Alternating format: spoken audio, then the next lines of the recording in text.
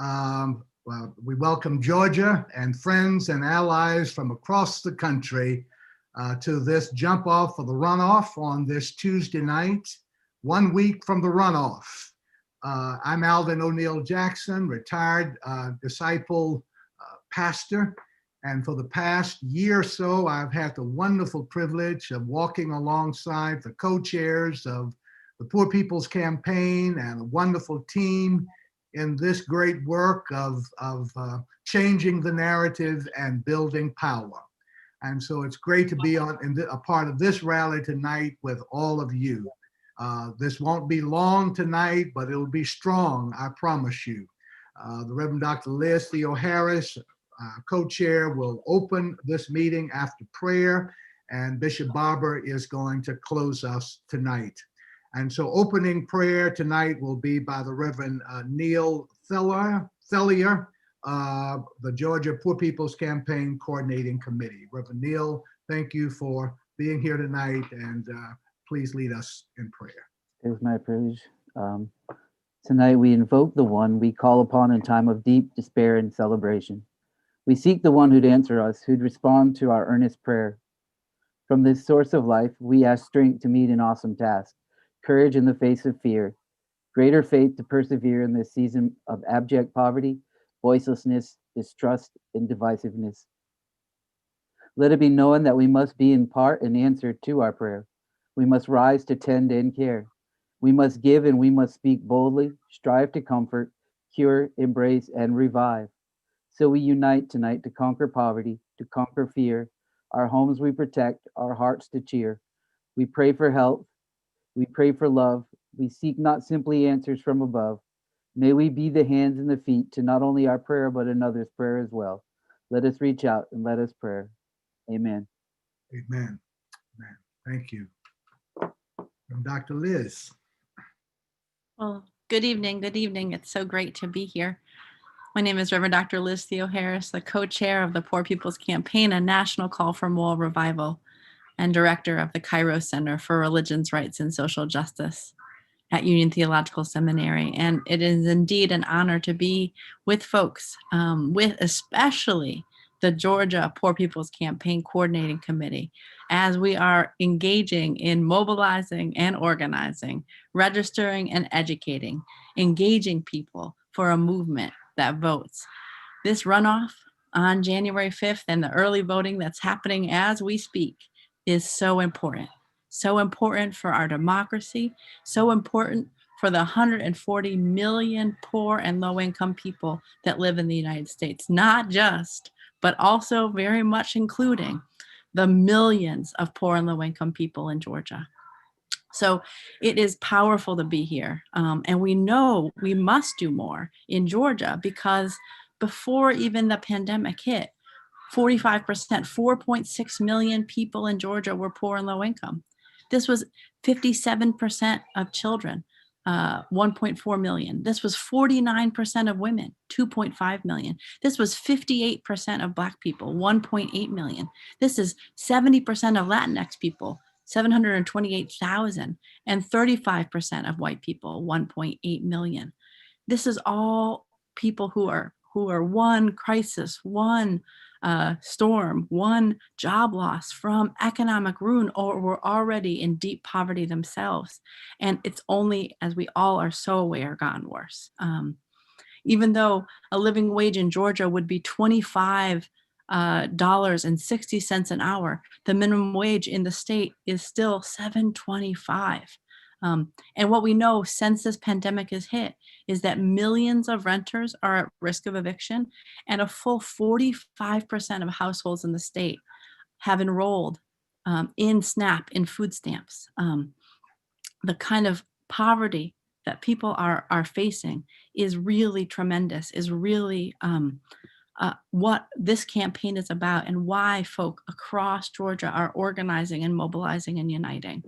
What we learned in the runoff to the election in Georgia, there were so many people that did not vote in the 2016 election. So many people who are poor and low income and who have the power in their hands. More than 1 million low income eligible voters did not vote. These eligible voters have the power to actually shift this entire runoff election.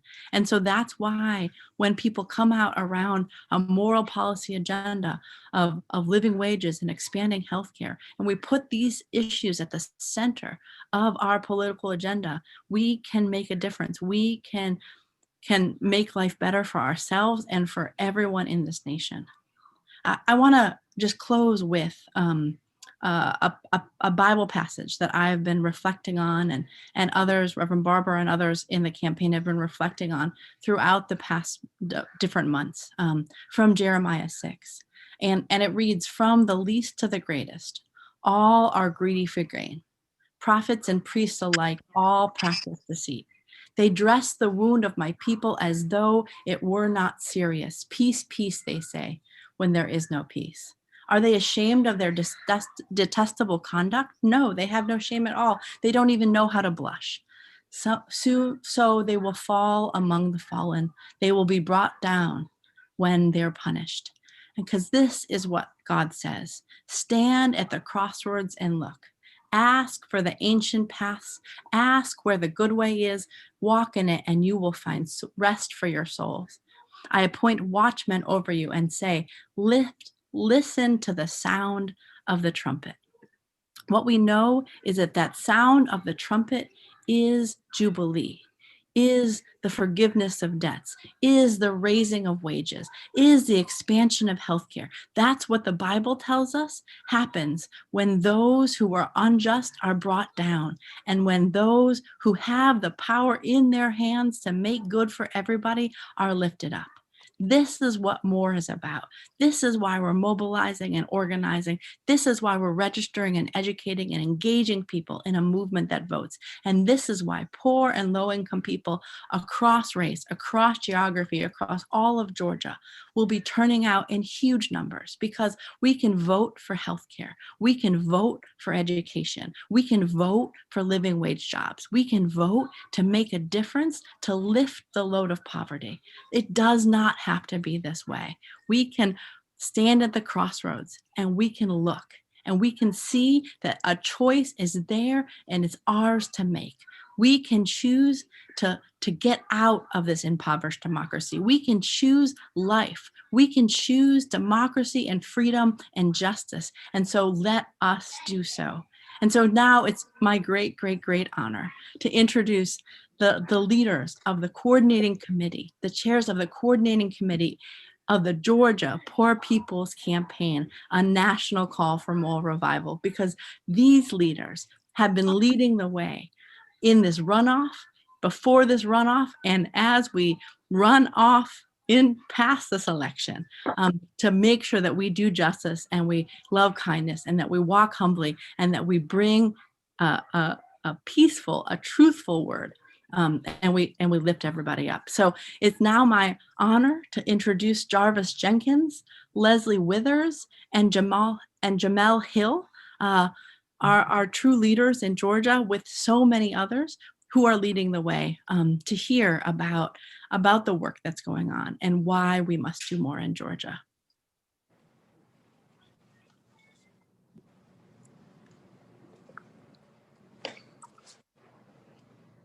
Jarvis, I think if you can take yourself off mute, we would love to hear from you. Okay, all right. I'm sorry. My name is Jarvis Jenkins. I'm from Atlanta, Georgia. And the reason that I got involved actually was because of my nephew, Christopher, and also the experience that I had myself. I've lost 6 of my high school classmates to this COVID-19. And I'm a graduate of Monroe High School in Albany, Georgia, where this hotspot started, where it really started here in Georgia with this COVID. And I've lost, like I said, I lost 5 of my classmates. And we used to do lunches together, class reunion, all this together. We just started getting together. And since COVID, we've lost 5 of our current people that used to meet together, all of us together. And it really touched me because I had talked to one of my classmates maybe a week before she passed. And then it's like they just start passing one after another. They went to a funeral and they came back from the funeral and everybody started getting sick. So it was really heartfelt and gut wrenching for me to experience this. And I said, I got to get involved and I got to do something. And when it doesn't, like a lot of people, it doesn't touch them until something happens close to them. But I had to get involved and I had to get out and get people to vote, to register, so we can make changes. We cannot make changes until we start changing policies. So I had to get involved, and I'm here in whatever capacity that y'all need me in to get this out and let people know that we have the power to make change here in Georgia. We've been registering people, we've been getting people out, we've been doing a lot of movement to get everybody moving to get this change and get it done. So that's my story, ma'am. Thank you so much. Yes, ma'am. My name is Leslie Withers. I'm in Decatur, Georgia. I joined the Poor People's Campaign because I believe this nation needs a moral revival. For all the words you've heard already, and for many more, it's what our country needs.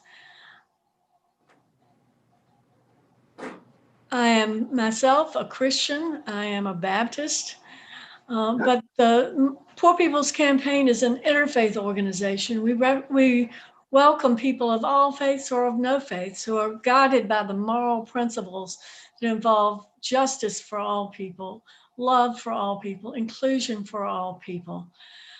I'm also glad to be a part of the Poor People's Campaign because we will not have a moral revival in this country until it can be led by poor people, people of low wealth, people of color, people whose voices have too long been ignored. The Poor People's Campaign does a wonderful job of lifting up those voices, empowering those folks so that we can all work together for a better country and a better world. I'm pleased and honored to be a part of the coordinating committee for the Georgia Poor People's Campaign.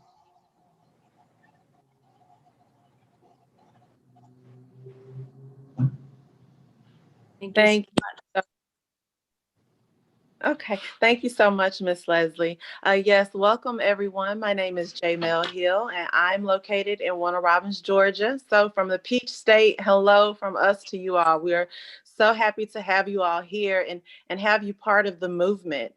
Essentially, the reason that I became involved in the Poor People's Campaign is because I believe that everyone in America deserves a chance at a livable wage, because we know that through a livable wage, through adequate income, you're able to accumulate wealth and you're able to invest and have trust funds and leave generational wealth. And so I truly believe that, like Mr. Jarvis said, through not only through the grassroots efforts that everyone is putting in on the ground, but by going from the bottom up and focusing on policy and letting people know that our voice deserves to be heard, because we deserve a chance. We all deserve a chance. And so I would like to go ahead and introduce everyone that is a member of the coordinating committee here in Georgia for the Poor People's Campaign.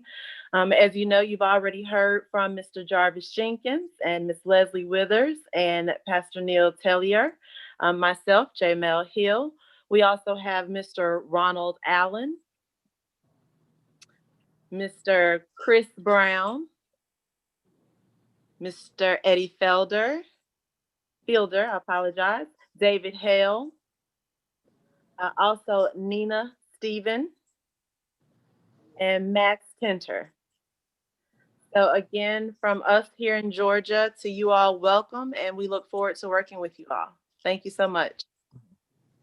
Very good. Thank you. Thank you, Georgia Coordinating Committee. And thank you, Jarvis and Leslie and Jamel for your testimonies and sharing. I think now we will hear from Madison and Frangeline about joining the text bank.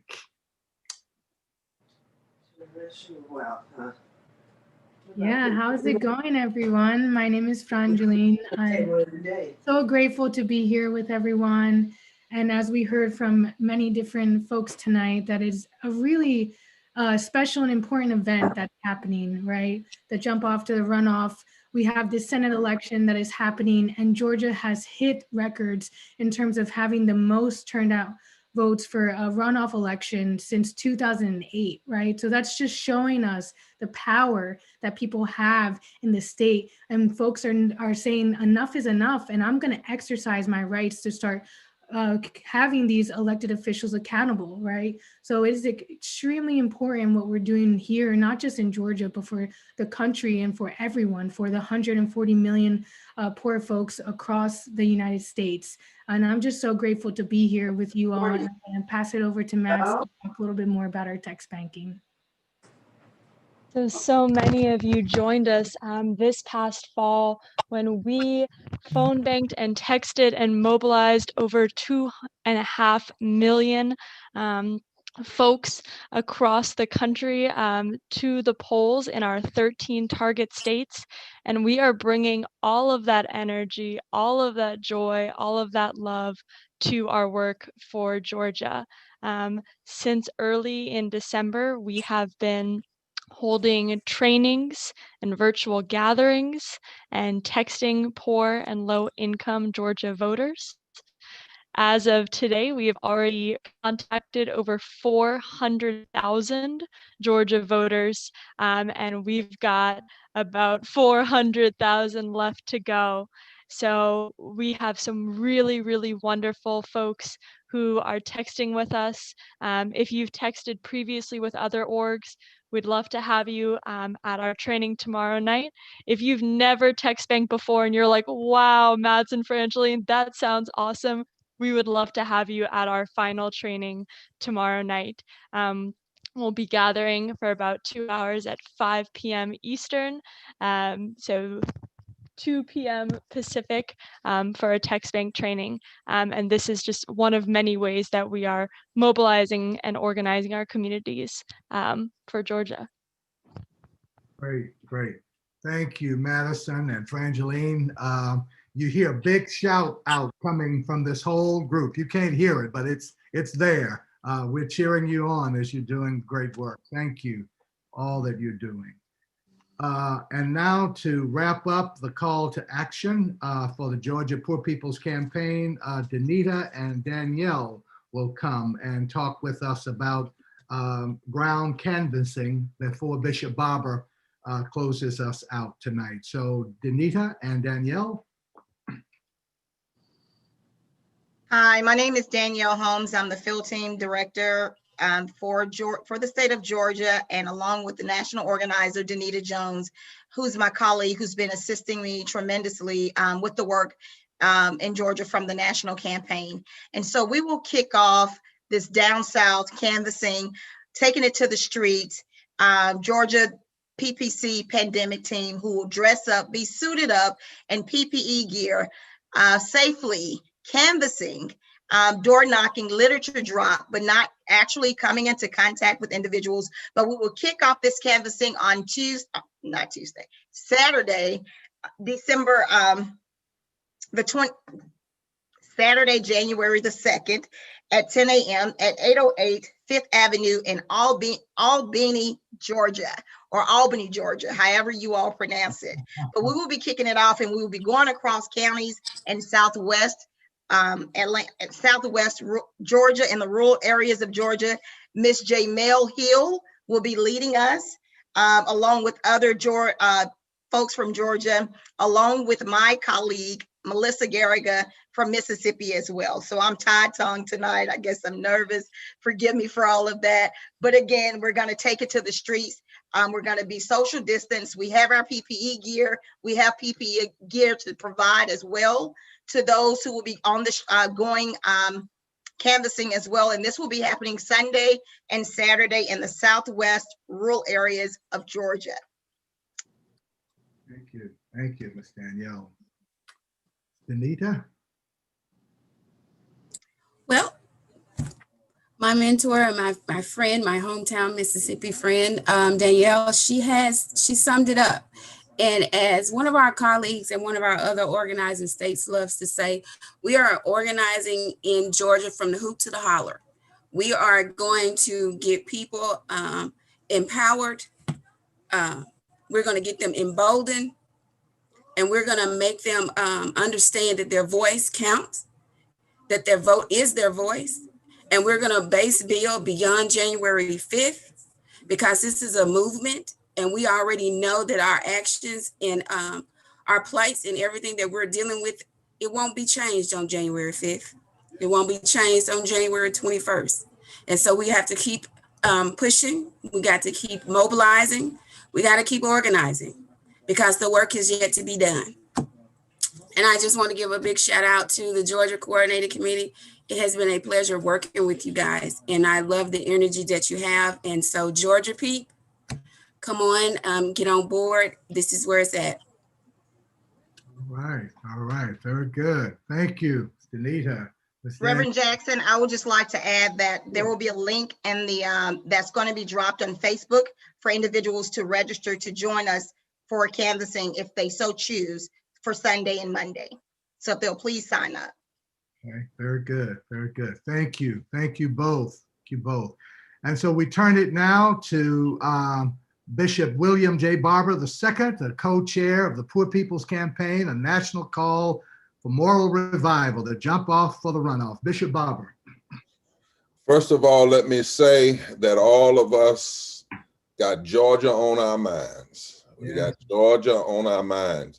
Rob, I want to ask you to take that intro from the coordinating team, the first three that talked about the campaign, and turn that into a GOTV video that we can blast out on video. Those first three speakers were extraordinarily concise and powerful. My dear Baptist sister was right on it about what we need. And so I hope you will turn that into a video, short one that we can push out everywhere. You know, I want the folk in Georgia to know I'm your cousin. My grandmother was from Valdosta, Georgia. And when she was there, of course, it was in the days of segregation and Jim Crow. She was there before the rising of Dr. King and many others.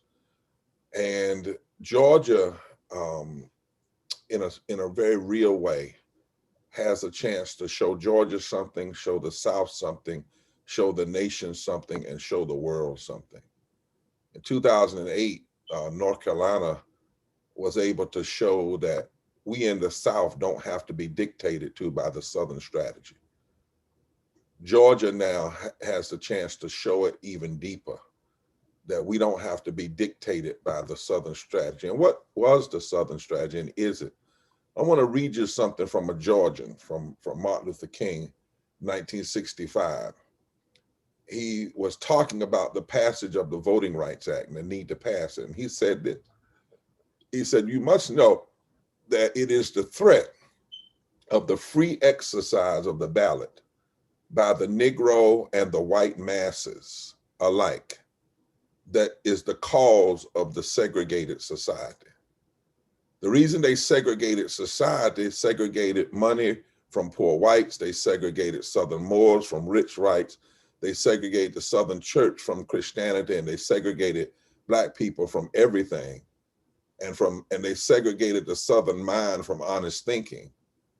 It's because they wanted to stop the Negro and white masses from voting together, because they knew that if the white masses and Black masses, poor and low wealth people, ever found each other, they could unite and build a great society and vote in a new way.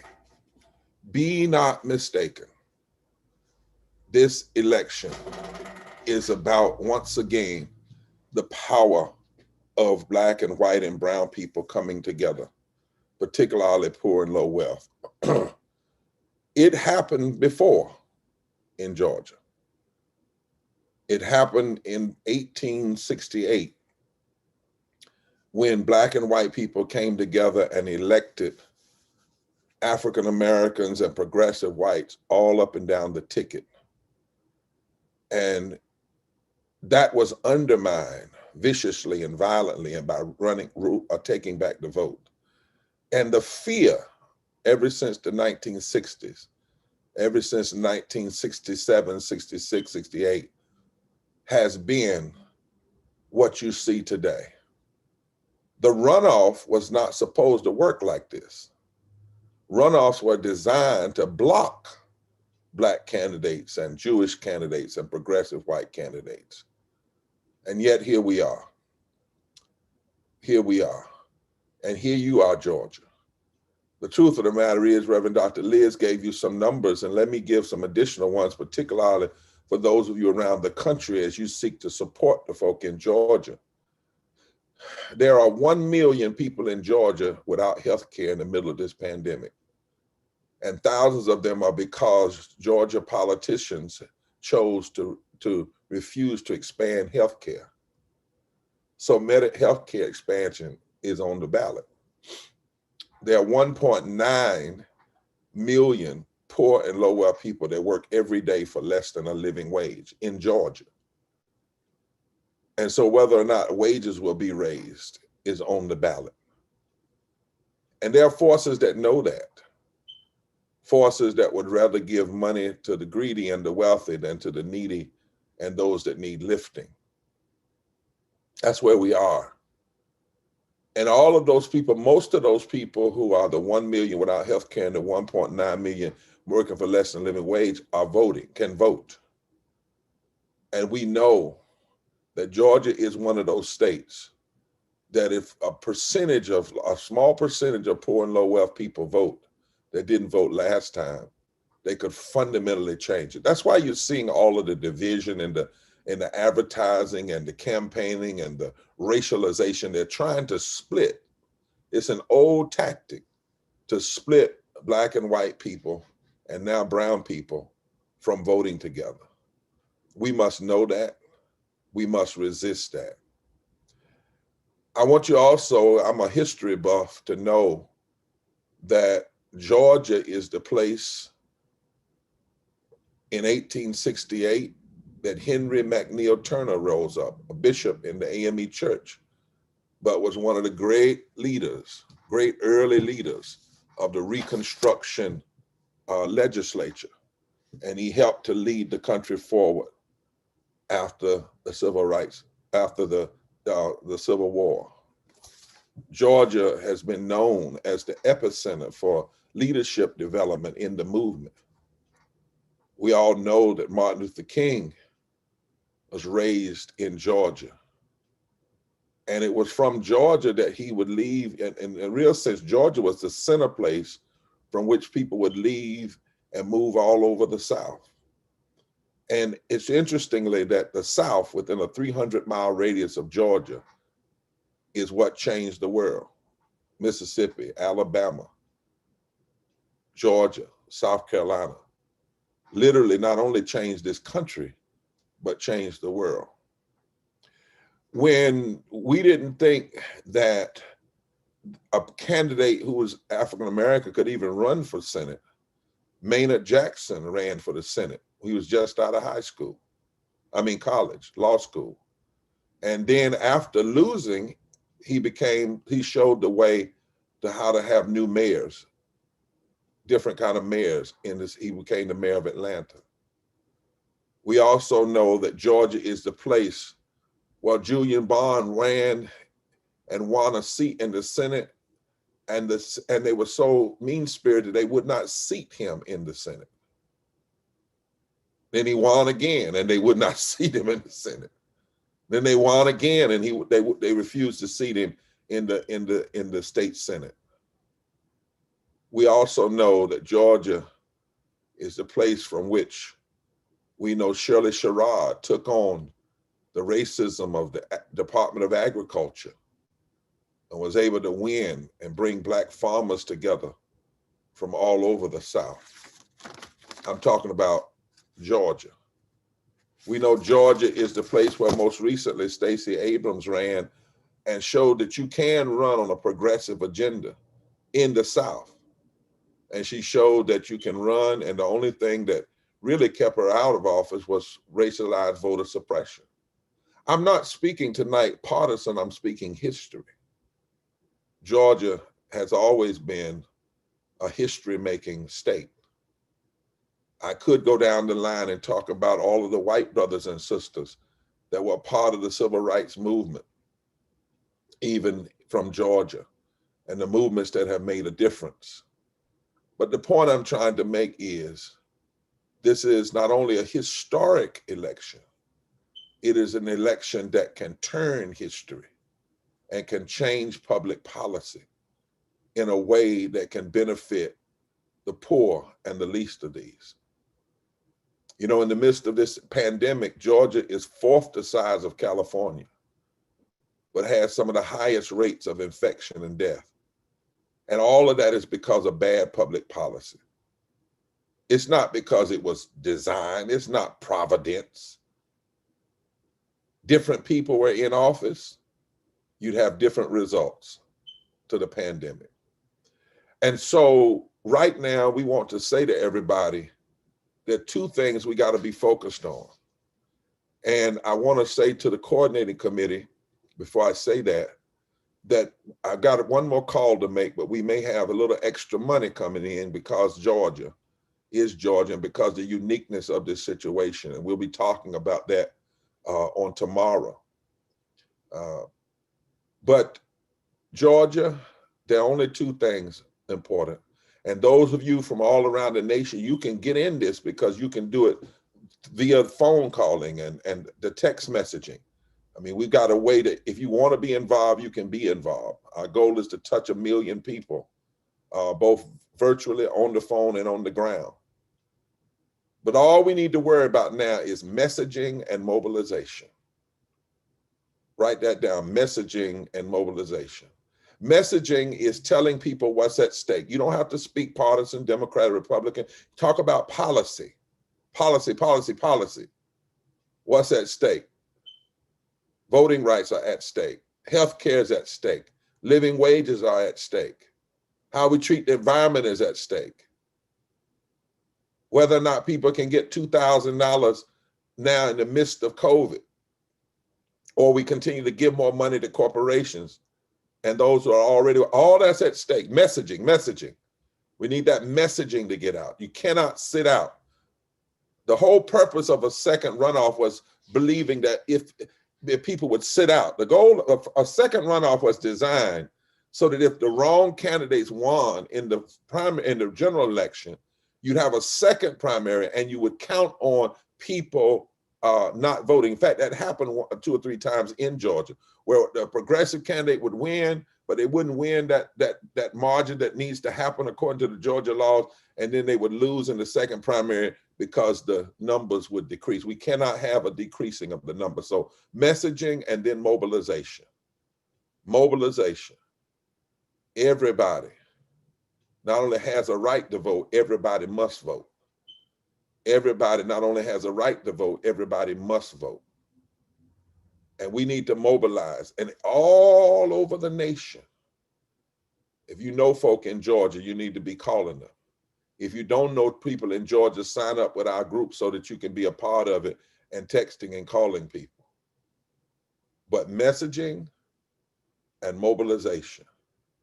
Now, if I was preaching, which I'm not tonight, I'd say messaging and mobilization can move the mountain of voter suppression. Messaging and mobilization can move the mountain. Whatever mountains are in our way in society, the mountains of lies, the mountains of injustice, the mountains of voter suppression, the mountains of bad public policy, when it comes to our public arena, messaging and mobilization can move mountains. And it's time to move mountains. Your one vote might not seem like much but a mustard seed, but when it's added to other votes, it will become the biggest plant in the political garden. Messaging, mobilization can move mountains. And that's what we need in Georgia.